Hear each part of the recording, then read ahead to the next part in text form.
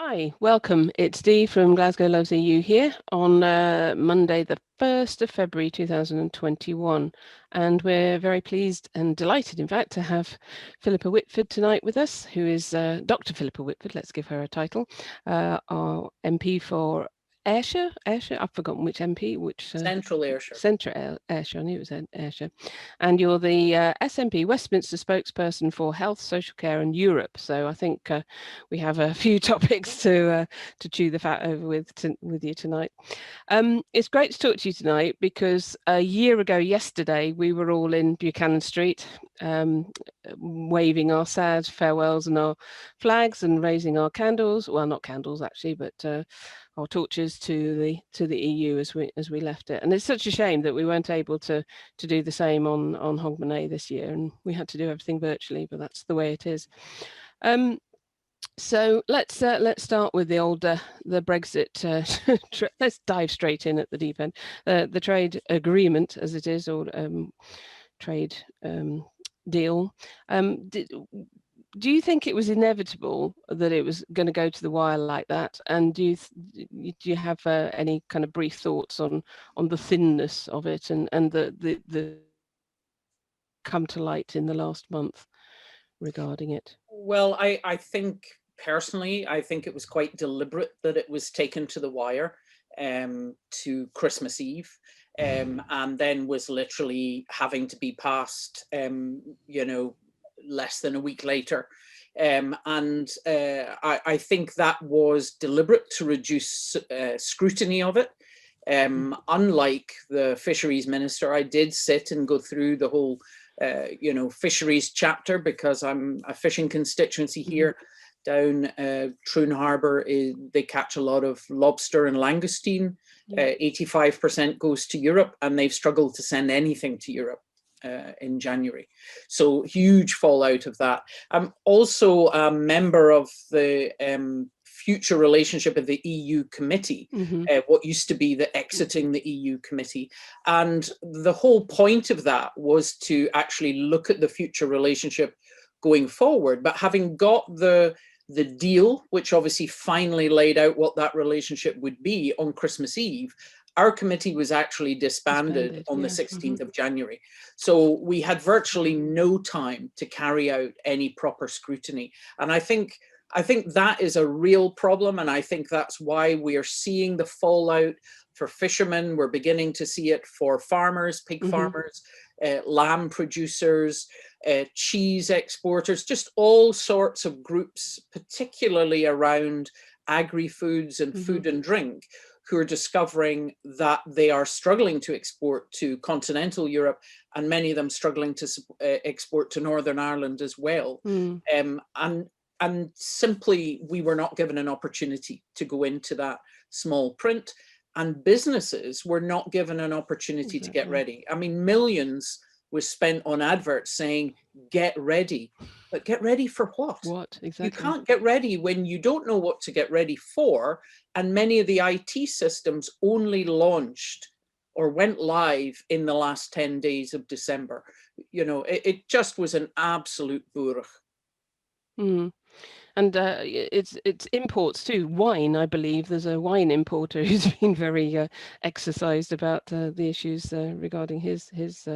Well, at the moment, the UK is bringing in the import regulations in phases. So yes, wine will be is impacted, but there will be a kind of ramping up in April and then again in July. At the moment, the queues and the chaos and the impact is predominantly around exports. But when you start having it going both ways, that's actually going to get very difficult for businesses. And the other thing is, Boris Johnson claims, this is a success, there are no tariffs. Well, that comes down to things like what's called rules of origin. Yeah. So if you make a computer and you're getting your bits from, kind of Korea and Japan and China and whatnot, then it's unlikely that that computer is going to be more than 50% UK product. And so you will have tariffs. And there have been some bizarre situations of things imported from Europe to then be dealt with and sent to the Republic of Ireland that suddenly have tariffs on them. So really the mess in this, it's very thin, it's very complex, and businesses are really struggling to get to grips with it. So, I mean, everybody at the time was kind of arguing that it was better to have any sort of deal rather than no deal, and that's essentially why Starmer got the Labour Party to vote for it as well. But I mean, would we be in a worse situation if we had no deal at all? Because I think the argument was we'd have something to build on, at least having some sort of deal. Well, I mean, there's a basic misconception around the vote that we had in Parliament back in January of 2020, when the Withdrawal Agreement Act was going through. Boris Johnson actually removed the right of Parliament to vote on trade deals. Right, it went back to being purely a prerogative power. So despite his background, Starmer was wrong to talk about that vote being for a deal or no deal. It wasn't. That was a decision the government made, and we had no power to influence whatsoever.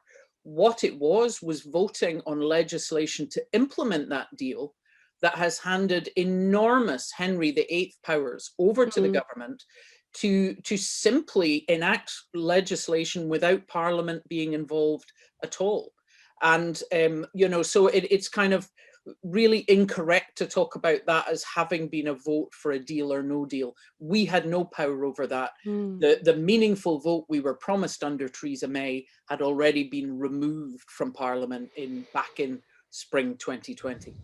And those issues about the removal of powers is a really, really worrying, but in all sorts of ways. And it's not something that I'd kind of planned to talk about today, because we have you here as our health expert, and we haven't had anybody that we've really talked to about health stuff. So I think we probably should, much as I'd love to talk about it, I think we should park that and perhaps move on to the health. Though obviously that impacts on health as well. Of course it does. Yeah. You saw in the trade bill, the Tories voted against our amendment to protect the UK health services from being put on the table in trade deals. The Lords then laid one, and they have voted against that. And because the UK Internal Market Bill, if you like, smashes the borders within the UK, the danger is that our Scottish NHS will be on the table, as indeed Harry Burns wrote about in Scotland this week. I mean, he was a previous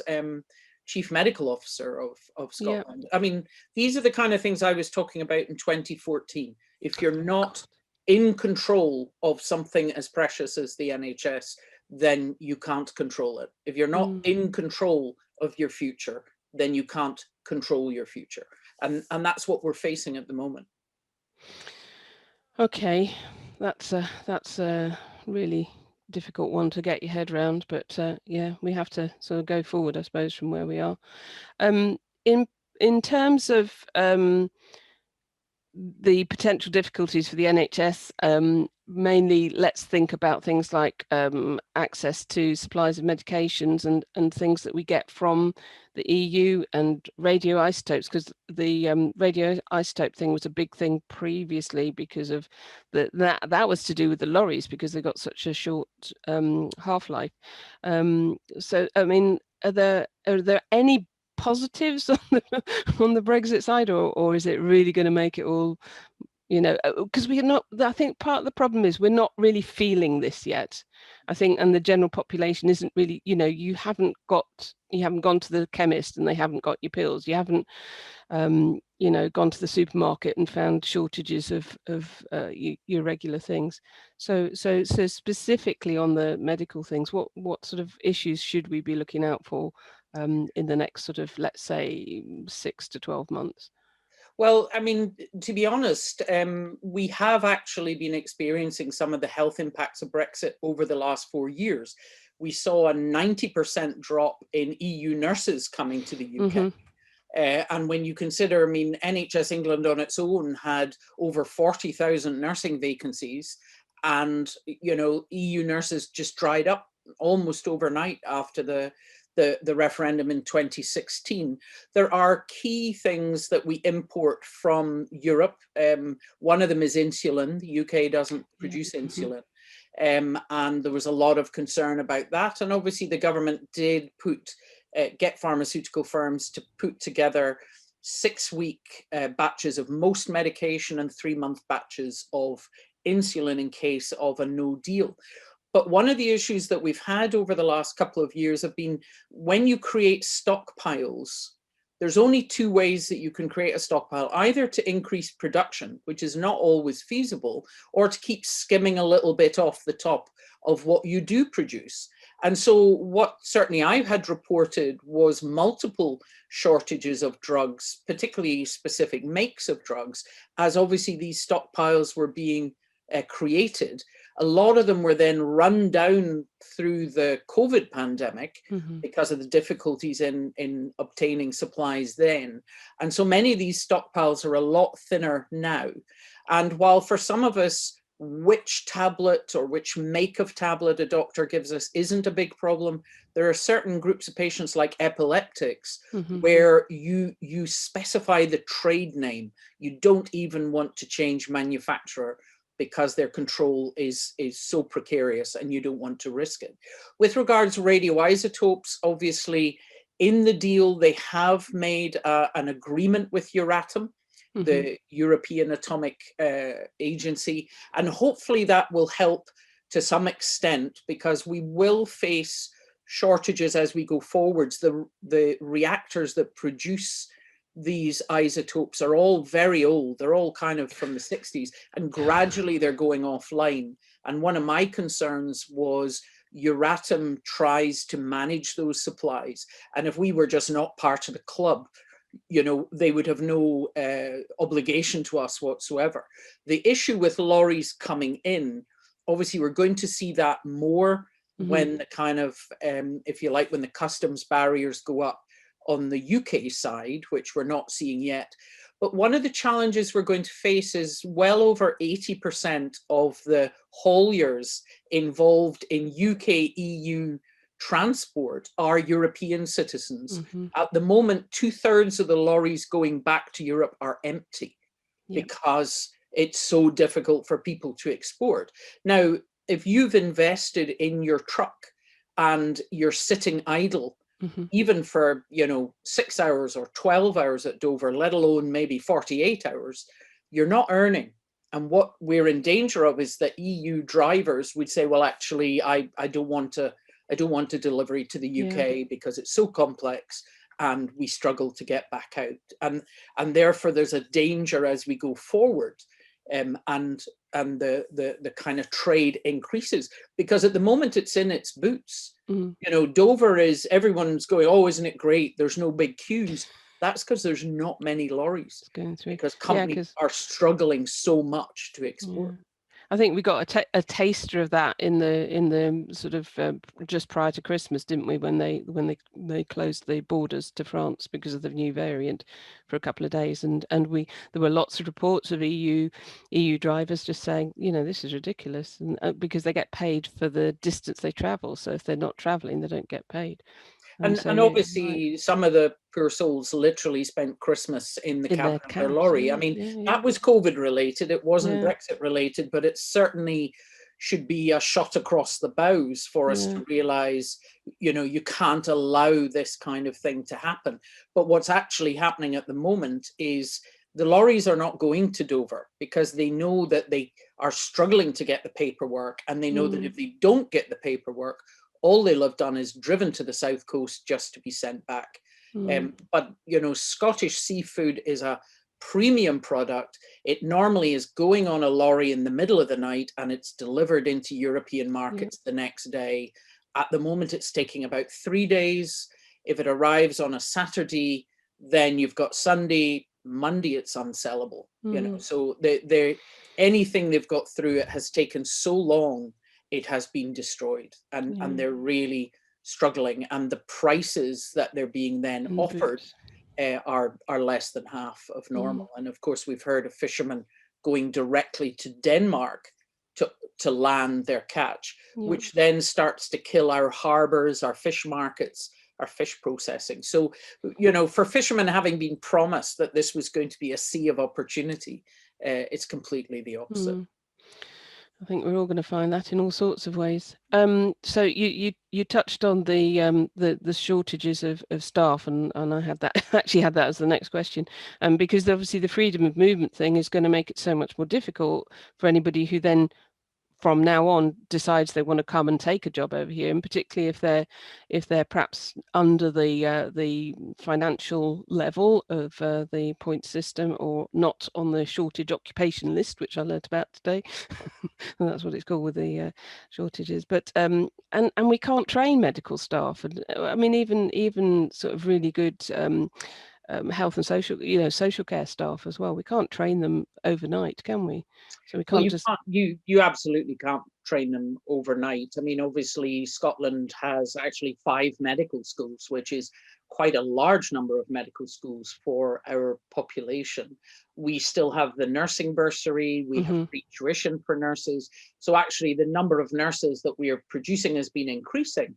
But equally, we have an aging workforce, and so the problem is trying to retain people at the other end, and particularly with the year the NHS has been through with the pandemic, staff have been absolutely stretched. Yeah, absolutely. But I think where this is going to cause a particular problem is in social care and care home staff. Care homes have never had to deal with visas or, kind of dealing with the Home Office, which is not the easiest thing.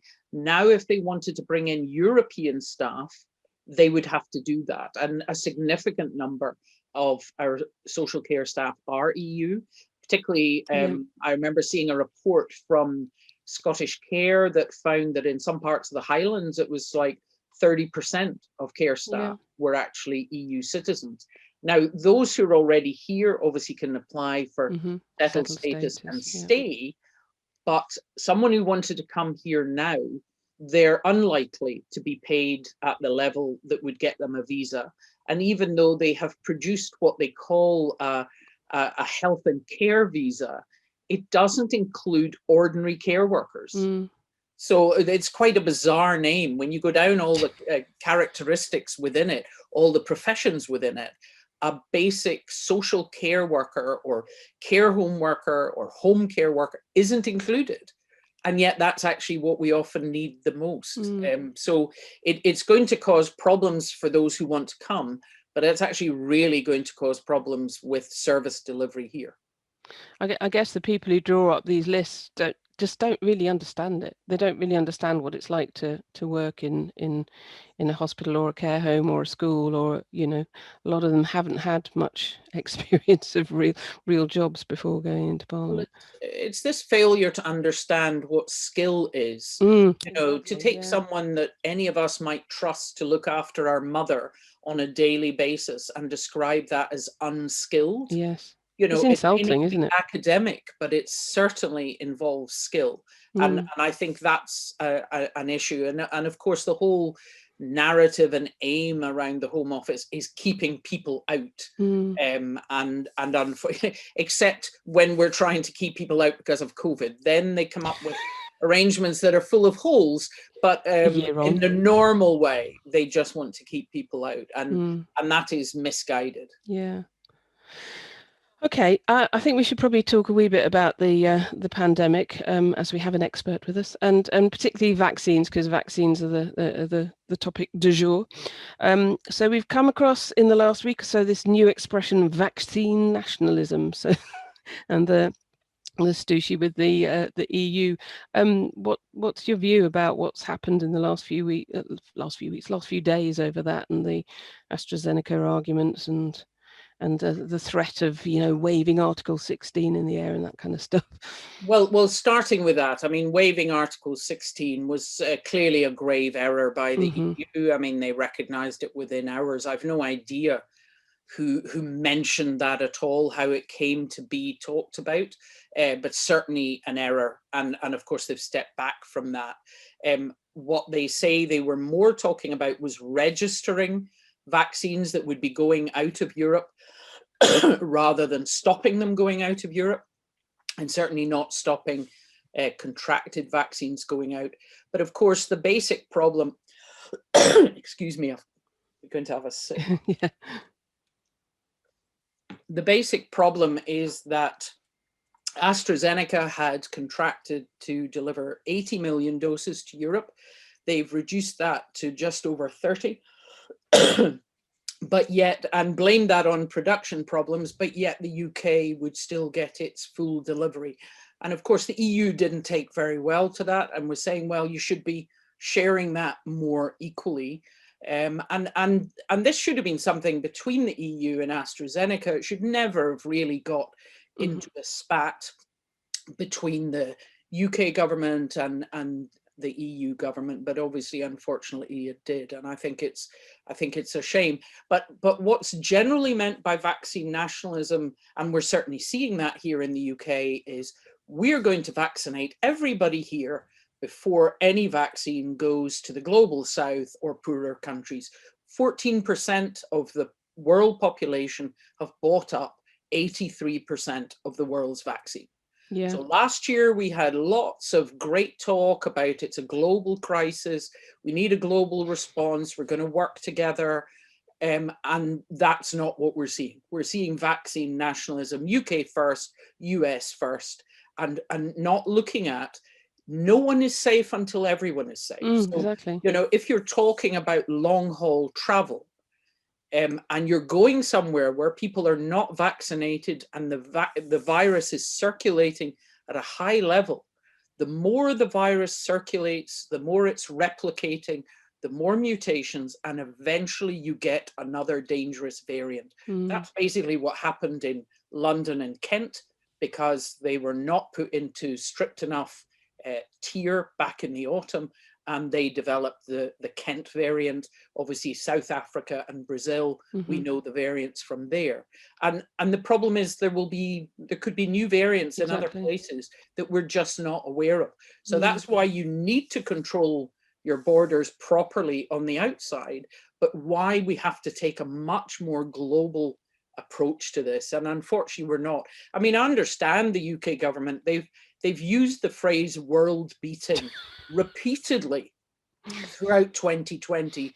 And finally, in delivering the vaccine, they are moving quicker than anyone else. They are delivering quicker, and therefore they can claim to be world beating, and they're not going to let go of that. But I think from a global health crisis point of view, I think it's very disappointing that we have this degree of vaccine nationalism. Okay, thank you. Jenny, I think we might have a comment or two from social media. Hi, yep. There's one about long COVID. I see you're part of the all-party parliamentary group on coronavirus, and somebody was just asking what's the progress on sort of recognising long COVID. And there was also one about Erasmus, which is obviously a slightly different topic. Again, any chance of rescuing Erasmus programme? Okay, obviously two quite different topics. It's probably easier if you ask me them separately, but I'll try and hold the Erasmus one in my head. Obviously long COVID is quite an unusual thing with COVID, that we see this extent of kind of post-viral syndromes, and quite severe. Some of them, it's very much people who were seriously ill, where you're seeing kind of lung damage, kidney damage, etc. But even in people who appeared to have relatively mild disease, weren't in hospital, they seem to get relapsing bouts of breathlessness, exhaustion, brain fog, really, really struggling. And certainly we took evidence from people in our inquiry of the all-party group. And last week they were taking evidence from families where they had long COVID in children. And this is, you know, COVID is not just an illness of frail elderly people in care homes. You do not want young people to be catching this and to be left with kind of chronic health problems. But there will need to be research, and there is discussion about some of the research aspects about this in trying to understand what the mechanism is, to look at either a treatment, if such a thing is possible, that might be a medication, or whether to look at different strategies to try to help people to recover from it. But it will be a big scale. I mean, there is talk about as many as 1 in 10 people who had symptomatic COVID being left with kind of long COVID symptoms. Obviously, that ranges from people who might just feel a bit washed out for a few weeks to people who literally months later are struggling to climb the stairs, aren't able to go to work, aren't able to concentrate. So this could create quite a big social burden and burden on the NHS. So we need to be trying to do more to invest in researching it, understanding it, and trying to work out, are there ways of preventing it? Are there ways of getting a quicker recovery? Or are there ways of treating it? But at the moment, it's still a lot of unknown about exactly what the mechanism is. On Erasmus, obviously, you'll be aware that, you know, the Prime Minister had promised this time last year that, of course, we would remain part of Erasmus, because the EU had made it clear that that would be a possibility. And then in the end, they have taken us out of Erasmus.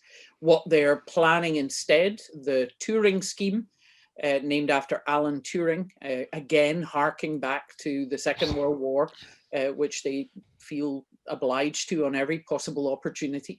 But it's a one-way system. So it doesn't fund students coming here. It's therefore not an exchange. And that means other universities may be less interested in UK students going there if it isn't an exchange. It will be worldwide rather than Europe orientated, but actually the funding is relatively low at 100 million. And it is predominantly seems to be pointed towards university students. So it's not really going to support the living, the kind of total costs of the exchange. It's going to be very much pointed at university. And so I think what you're talking about is something that will be quite elitist. You know, it will be universities, it will be middle class or well-off parents who can afford that their children or young people take up that opportunity. And that's quite different from Erasmus, and particularly from Erasmus Plus, which had widened out into adult learners, into school pupils, etc., and which was in both directions. And many of us, I mean, my son studied in Berlin.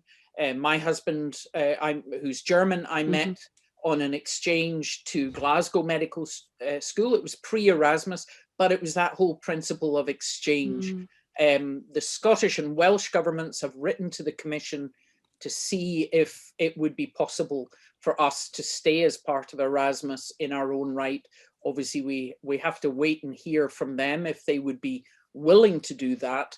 And then it's looking at, you know, how we would fund that. But I think the wish and the willingness in both the Scottish and Welsh governments is absolutely clear. Northern Ireland, of course, is being sponsored to remain, for students to remain part of it through the South. Yeah. That's good for them.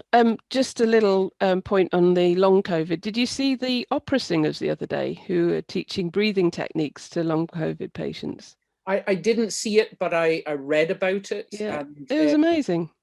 You know, obviously there may be many of these techniques that would help at least with the lung recovery. And also as someone who, when I actually had time for any hobbies at all, you know, used to sing in a choir, that is good for your physical recovery, but it also makes a big difference for your mental recovery, particularly when we would get past the pandemic and reach a point of actually being able to sing together. I mean, at the moment, obviously, that's sadly a particularly dangerous activity, but singing really helps you both physically and mentally. And, you know, it's these kind of holistic approaches that may be necessary for long COVID, but we need this investment in the science to understand the underlying mechanism as well. Everything needs money though, doesn't it? Everything. It does, but the cost of a whole kind of generation or batch of youngish adults who should be in their very productive years, spending months or even years recovering from COVID, that's very expensive as well. So, you know, just like health and well-being in general, it often makes more sense to invest at an earlier point, either in someone's recovery, like with long COVID, or in someone's health and well-being, as with investing in children to give them a healthier start in the first place. So doing nothing costs a lot, and often that isn't taken into the equation. No, because everything's short term, isn't it? So mental health obviously is another massive issue, because I think whatever your circumstances, everybody I know is suffering from kind of disrupted sleep and nightmares, and not quite panic attacks necessarily, but actually kind of a fear of going out as well, which is quite opposite to how it used to be. What was it? FOMO, fear of missing out. Now it's FOGO, fear of going out. So I mean, the mental health issues, and for some people they're going to be massively acute. And I'm thinking of the NHS staff, the NHS staff who've had to kind of just process all those sick people, all those dying people, all those people who haven't been able to see their relatives, and their relatives also then have the problem because they haven't seen them and stuff. I mean, how on earth are we going to deal with all of this? Well, I mean, any of us who saw the kind of news footage, of Fergus Walsh going into busy intensive care units, and, in almost every one of those reports, you would see a member of staff, out to the side of camera, in tears or struggling or being comforted by one of their colleagues. And there's no question that this has been a huge toll on NHS staff, but also on care staff.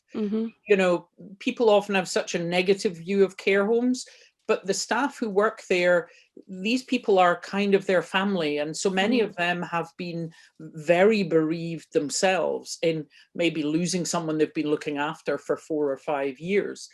Certainly here in Ayrshire and Arran Health Board, Crosshouse Hospital was one of the first to set up a wellbeing centre within the hospital for staff working in the COVID wards, intensive care, emergency department, etc.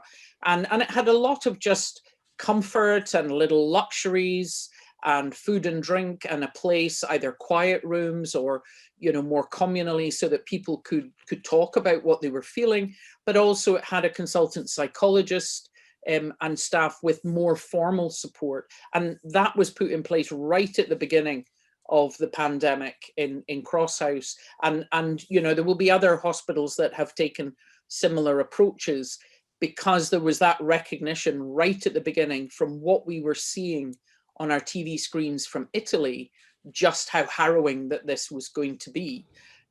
But still, even when you get to the end of that, there will be staff who have unprocessed harm and distress. And as you said, out with the NHS, people who were bereaved and didn't get to say goodbye properly, didn't get to have a proper funeral, all of which is part of how we process our grief. Exactly. There will be many people with kind of lingering grief issues that they haven't dealt with.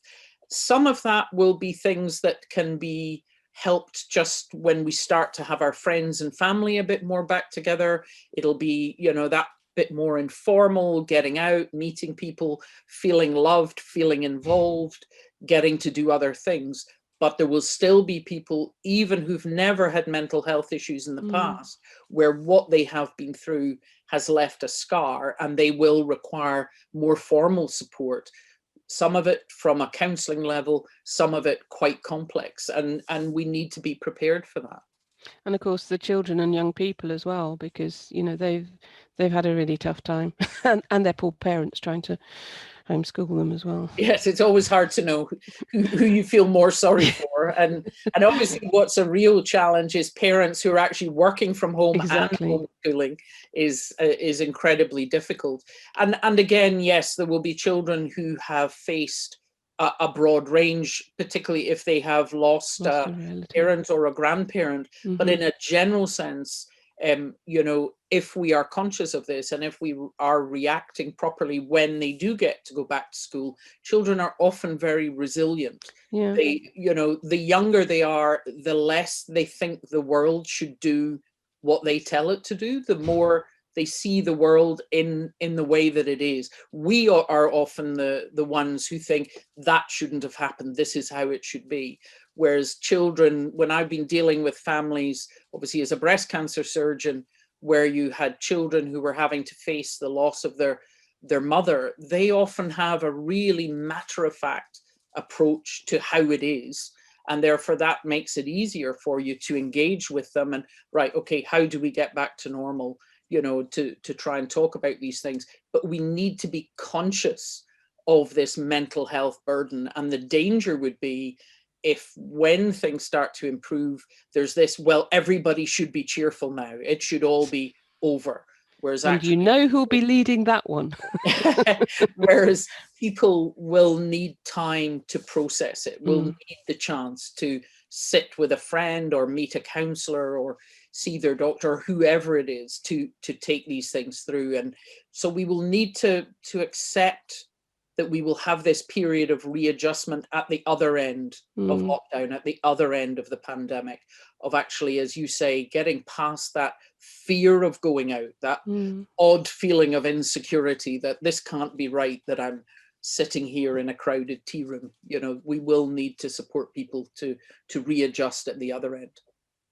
And I think, I mean, I used to work with teenagers. I think, you know, smaller children, younger children are more resilient, but teenagers can have horrendous problems at the best of times, and this has definitely not been the best of times. And then the young adults, all the ones who've missed out on their end of school and they're in university but they're not in university, and or not getting their apprenticeships or not getting jobs, and if they've got, you know, all that sort of stuff. It's just I think you're right. I think it is the teens and young adults, and particularly when you think about it, we've already had 2 years where things like exams were impacted. So you've got young people who didn't go through the normal process, who are worried about, you know, will they get a place in college or university, or they feel unprepared, or exactly those where this was them starting university and that whole experience that they had looked forward to is gone, and you can eventually experience something similar, but you can't re-experience your first year at university. You don't get to have the prom that you missed at school. Exactly. You know, these are things that they've missed out on. Jenny, have you got something else for us before we? Yeah, I was just wondering. Quickly. I just wondered with this what was it, the future relationship with the EU committee? Is there any way you can set that up independently and just carry on, or is that not allowed? No, it was an official select committee, and there was discussion about what should happen going forward. I mean, there was our committee, but there was also a long-standing committee called the European Scrutiny Committee that used to look at law coming from the EU and how it would impact and what needed to be done to bring it into UK law. And so there was some discussion about should both of those committees be replaced by something like a European Affairs Committee, but the government is not willing to accept that. So it's quite clear they literally want to erase Europe in any way in the Parliament. When they stopped having a Brexit secretary, who I was their opposite number, they still had a Europe minister, but now they don't even have that. I mean, it's like they want to pretend Europe isn't there. Whereas, you know, I will still be our Europe spokesperson, because for us here in Scotland, we are pro-European, and Europe is something that's still really important to us. And we want to clearly send that message out. And, you know, I think the issue around the vaccine at the moment around between Europe and the UK, hopefully they will move past that. But, you know, it's going to take a long time to kind of rebuild relationships after the kind of few years we've been through around Brexit. I'm going to ask 2 more questions. One is a very specific one, which is on the second dose business, because people keep going on about, you know, was it okay for them to suddenly decide to extend the Pfizer gap from 3 weeks to 12 weeks? And the second part of that is, is anybody going to guarantee that everybody's going to get their doses at maximum 12 weeks apart? So that's the first bit, and I'll ask the second bit in a minute. Okay, well, just to talk on vaccines in general, I know there's a lot of people get quite concerned about how have these vaccines been produced so quickly, when normally it would be 4 or 5 years. I mean, that 4 or 5 years is actually made up of an awful lot of bureaucracy. So there are 3 stages or phases to trials. What has happened with these vaccines is they've all been carried out on an overlapping basis, so that you had phase 1, phase 2, phase 3, all virtually running at the same time.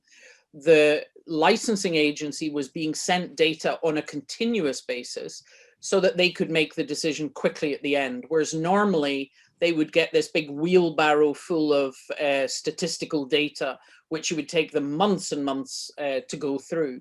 And then there was usually a point where a pharmaceutical company would decide, can we make enough profit out of this? Is it even worth taking it forward to licensing? Obviously that commitment was there. So there's not been any stages, any clinical stages missed out. It's all just been concertinaed by everyone working at the same time. Now, the AstraZeneca vaccine, they did actually have data on the different lengths of time between the 2 injections. And it came about accidentally, where the trial was stopped for a short time. So they had participants who'd all got their second dose at different points. And what they found was that those who had a longer gap actually got a much stronger response to the booster dose. And actually that's something that you see quite commonly with other vaccines, that you actually need a decent length of time so that the immune response to the first JAG has completely matured. Then you do a boost, which puts the whole system through its paces again. Now, there was no data on that from the Pfizer vaccine, but when you speak to experts, they say that there's no reason to expect the immune reaction to be different. It is common in vaccines that you actually want to have a sort of 3-month or even sometimes longer gap to the booster dose. What the JCVI, the Joint Committee on Vaccine and Immunization, did was they looked at the Pfizer data, and what they found was that after the first fortnight, when of course you wouldn't be immune, it takes that long for the immune response to develop. From there until people got their second dose, the difference between the vaccinated group and unvaccinated was a 90% reduction. And therefore their argument was, why would you give 2 doses to a much smaller group of the population when we're struggling to get vaccine supplies, to increase people from 90% protection to 95% protection, when actually you could give 90% protection to twice as many people? Of course, if we had all the vaccine in the world that we wanted, yes, you could do it closer together. But at the moment, the bottleneck is vaccine supply, and they're protecting more people to a 90% protection, I think makes absolute sense. And I was anxious about it when I first heard about it, but looking at the paper that they published, I think it makes absolute sense. Now, with regards to the 12 weeks, that is also not set in stone, but it is the commitment that has been made. And obviously, that's why we hope there isn't an issue, and particularly not a sort of tit for tat issue of vaccines, the UK not allowing the AZ one to go to Europe, and then Europe doesn't allow the Pfizer to come here. Now, what they say on both sides is that that's not going to happen. Ursula von der Leyen has confirmed there will not be any attempt to stop the Pfizer vaccine coming here. And therefore, there should be that people will get their dose within the 12 weeks. And that's certainly the aim of the Scottish government.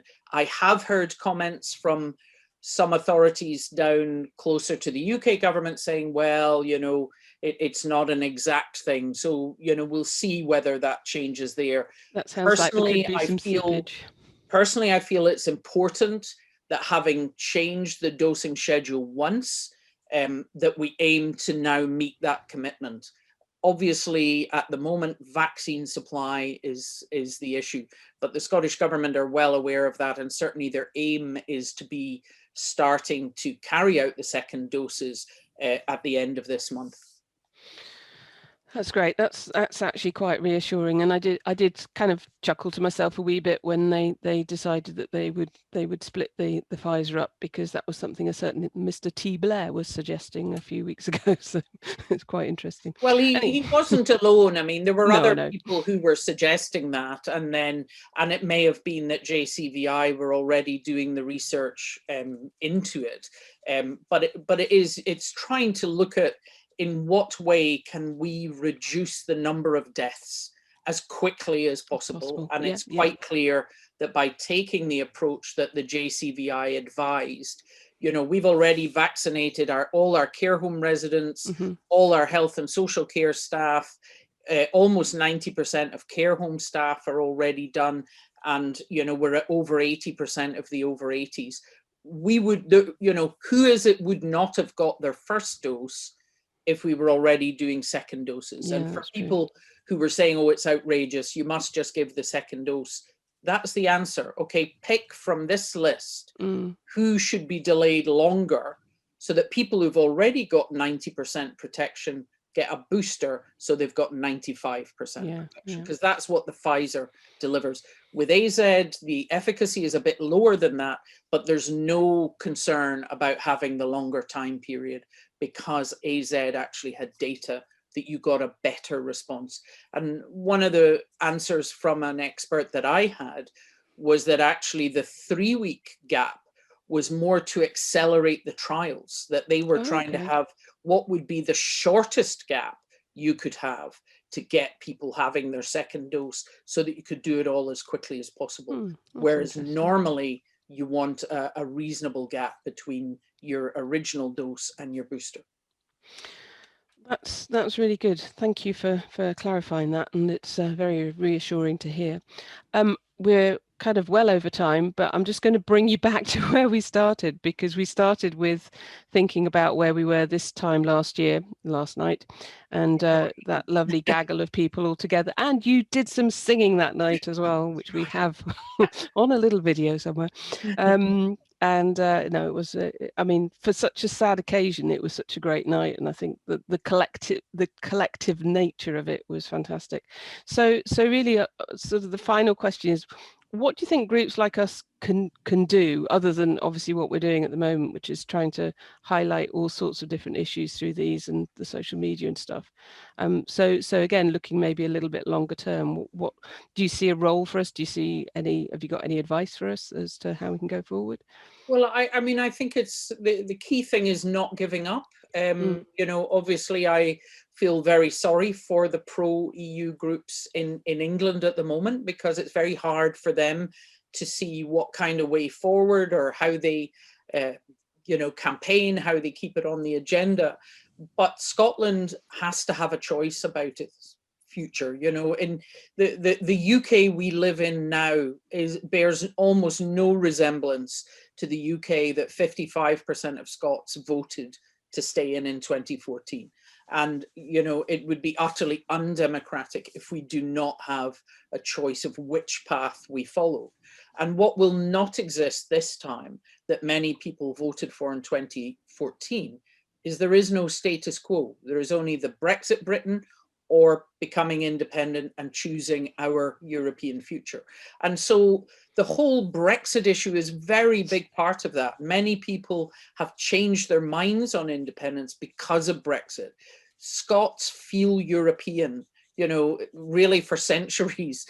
Scotland has always had a stronger European connection than England did. And that historical and our cultural view of being modern Europeans is quite important. And I think therefore groups like yourselves, where people can talk about that, where you can pick up specific issues, where you can reach out and educate as many people in Scotland about what Europe gave to us. The reason we got a Brexit vote was because we'd had 40 years of media and politicians blaming Europe for everything. And on top of that, we then had that very short, dishonest campaign. My own campaign in 2016 was, think of all the health benefits we gain from Europe. Don't vote to give them away, vote to keep them. And so it's unpacking that. It's actually discussing some of these issues and making people realize what Europe could offer us. So not just at the moment, it's a very negative debate because it's about what Brexit has done, what we've lost. You know, you can't really have a cheerful discussion. But hopefully, if we reached a point where we were moving forward towards an independence referendum, or where after independence we were talking about going into Europe, then you can be starting to say, these are the choices that are in front of us. This is what Europe offers Scotland. As you know, Ewing used to say, you know, stop the world. Scotland wants to get on. We don't want to be an isolationist country. We want to work with our neighbours. We want to work with other nations across the world, but we want to be listened to. We want to be at the top table. We want to have our share, and we want to contribute our share. And I think we could be a good, modern, small European nation. And I think it's groups like yourself that can actually help unpack that and debate that with the public. So I think absolutely you have to keep on going. And we've got a busy few years ahead of us. I'll just point out, for the benefit of anybody listening, that obviously we are a cross-party and can I say neutral? Neutral is probably not the right word, but people have a variety of views on it, which is but I think more and more people are probably coming to that way of thinking, because that is the, you know, the route to, potentially the route to Europe. But we can keep on making links. I mean, other people have suggested that we keep on making links with people in Europe, and you know, if there are any groups out there that want to you know, link up with us and stuff. Well, thank you so much. That's been really good. It's been really, you know, there's still loads of other things we could talk about. I'd love to talk about the democracy of Westminster and stuff, but I think we'll just draw a line under that Make for today. Snorting dismissive noise at that. And oops, my screen's just gone funny. And just to say thank you so much for your time. And obviously you're incredibly busy, and you know, it's great when we see you, because you know, you've been a good supporter of our group, as have many others, and we really appreciate your time and your input. You're very welcome. Thank you very much, and good luck. Take care, everybody. Stay Cheers. safe. Thank you. Stay well. Bye-bye. Bye.